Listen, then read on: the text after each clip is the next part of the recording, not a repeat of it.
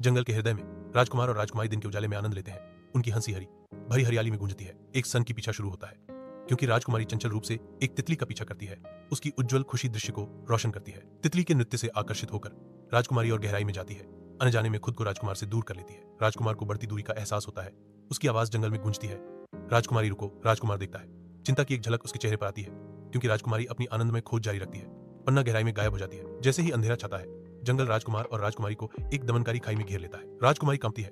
उसकी आवाज भारी चुप्पी में मुश्किल से फुसफुसाती है, मैं डर गई हूँ। क्या हम कभी महल लौटेंगे? राजकुमार धीरे से उसका हाथ पकड़ता है।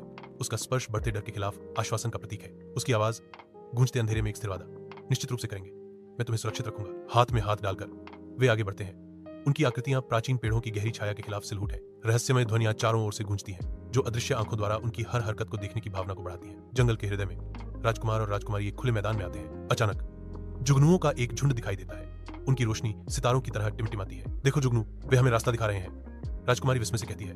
उसकी आवाज आश्चर्य से भरी हुई है। जुगनुओं के मार्गदर्शन में राजकुमार और राजकुमारी दूर के महल की ओर बढ़ते हैं। महल के द्वार धीरे धीरे खुलते हैं। उन्हें अंधेरे में बुलाते हैं। वे अंदर कदम रखते हैं, सुरक्षित और खुश, जैसे ही उनके पीछे द्वार बंद हो जाते हैं।